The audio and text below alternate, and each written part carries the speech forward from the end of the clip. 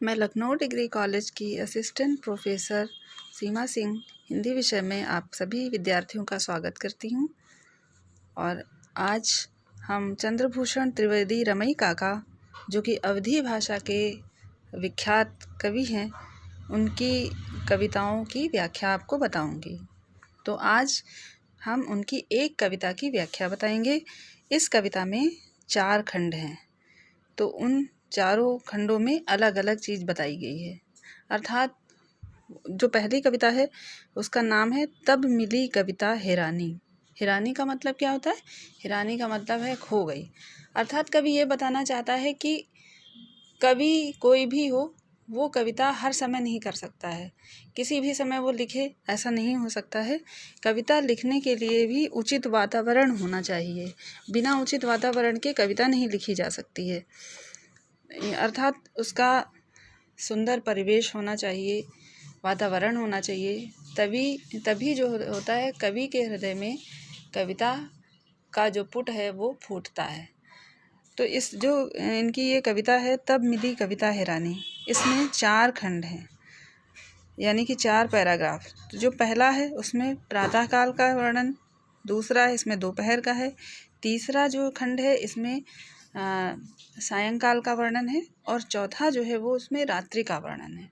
अर्थात इन सभी चीज़ें जब कवि के साथ होती हैं तब वो कहता है कि हमारे अंदर कविता ने जन्म लिया।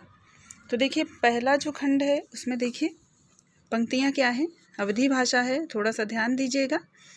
किरण आई हंस निहारिस, हाथ फेर पियार उबारिस, वास्ते मुँह धोई के फिर कलिन की अखियाँ उघारिस, धोए महतारी ललन के दूध के मुहिमा समारिस, ए छिबार स्नेह भोरे नयन खंजन कजरु आंजिस, निज नयन के पूतरी असमाथ अनखुन सुघर घाधारिस, लह के मुँह चूमे से हवस के प्रेम गदगद मौन बानी, तब मिली कविता हैरानी।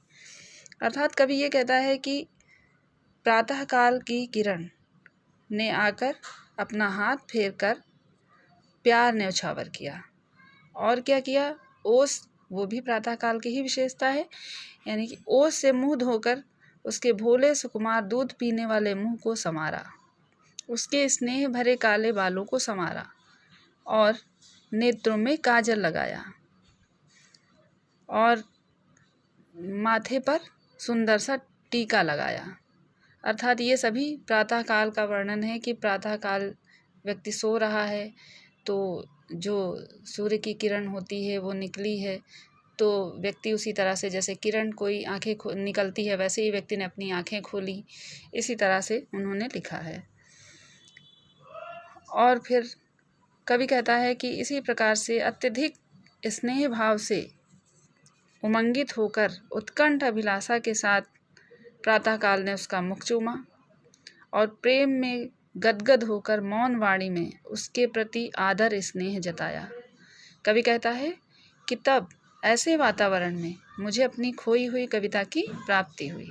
अर्थात कवि का तात्पर्य ये है कि ऐसे ममता भरे प्राकृतिक दृश्य को देखकर मेरी कविता जो है वो सहज भाव से ही फूट पड़ी, उसके लिए मुझे सोचना नहीं पड़ा। तो यहाँ पर अगर देखा जाए तो किरण क्या है, मानवीकरण है, नारी के रूप में उसका चित्रण किया गया है। कलिन की अखियाँ, यानी जो कली है उसका भी मानवीकरण है, मतलब कलियों को आंखें माना गया है। तो भाषा कैसी है आप जानते हैं, कोमल मधुर है अवधी, और शैली बिल्कुल नई। उसके बाद देखिए जो दूसरा पैराग्राफ है उसमें दोपहर की विशेषता बताई गई है। आएंगे जब सूरज सिर पर, यानी सूरज जब सिर पर हो, अर्थात दोपहर, चली परी तब धूप सरसर, चारों ओर सरसराती हुई धूप दिखाई दे रही है। बाट पखुरिन भौर लुकी गे उड़ी पखेरु गए बिरिछ पर, छाह मा सहिताए धावा ख्यात घाम घमान खेतिहर, नान गौछर को पलन की छेल छरहर नियों के तर, बिलम्ब के सुखवन पसीना चलती चौर बयारी झरझर, आए पलकन नींद धूली तन तपन थाकन भुलानी। कवि बता रहा है कि चारों ओर सूरज की गर्मी ही दिखाई दे रही है, धूप ही सबके सिर पर दिखाई दे रही है, और जो भोर यानी प्रातः काल का जो सुखमय वातावरण था वो छिप गया है, और सभी वृक्षों पर धूप ही धूप है।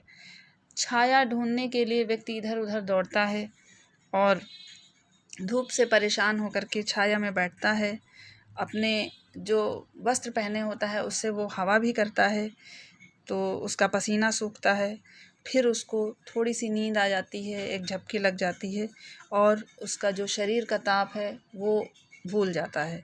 तो ऐसे तब मिली कविता है रानी। तो ऐसे वातावरण में कवि को ये उपयुक्त अवसर मिल जाता है कविता करने का, यानी दोपहर का जो ये वातावरण है वो भी कविता के लिए उस कवि को अनुकूल प्रतीत होता है।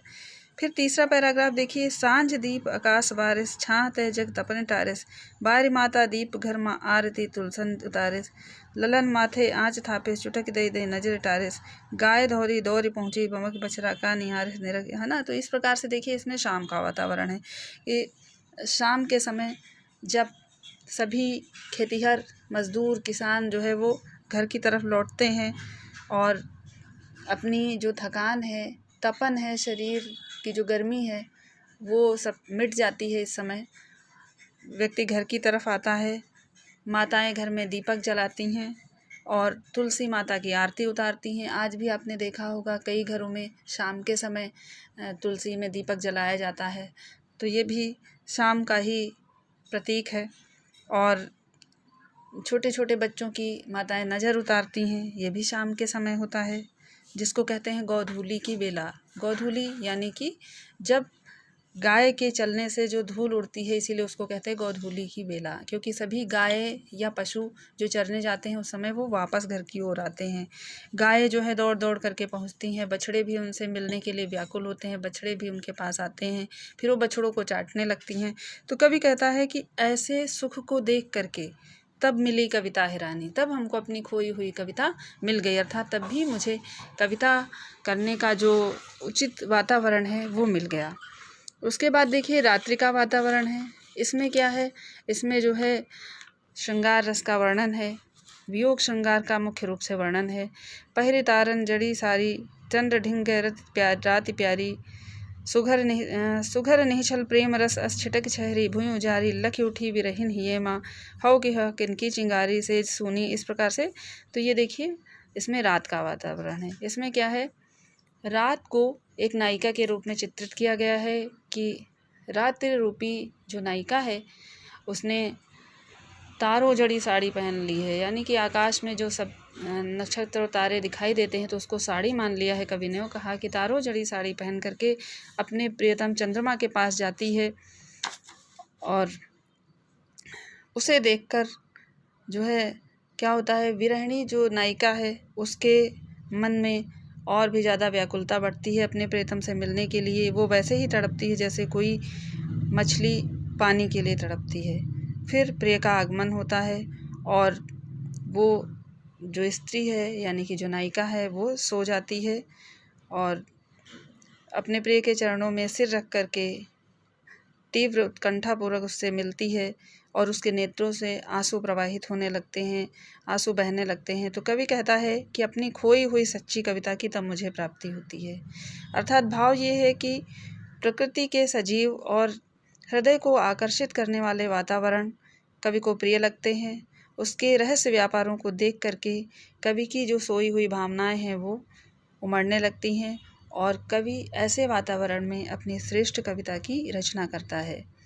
तो देखिए इन पंक्तियों में क्या है, वियोग श्रृंगार है और वियोग श्रृंगार है। शब्दावली कैसी है, माधुर्य युक्त है। हमने पहले भी बताया कि जहाँ पे श्रृंगार रस होता है वहाँ पे माधुर्य गुण होता है और जो इनकी भाषा है वो अवधी है, इसको बैसवाड़ी भी कहते हैं। शैली बहुत ही सरस है। तो आज यही एक कविता, इसके बाद हम अगले दिन दूसरी कविता आपको पढ़ाएंगे जिससे आपको समझ में आए, एक ही में मिक्स ना हो जाए। दूसरी बात ये है कि आप कमेंट ज़रूर किया करिए, अच्छी लगी तो अच्छी, और अगर कुछ कमियां रह गई तो उसे भी बताइए और लाइक भी ज़रूर किया करिए।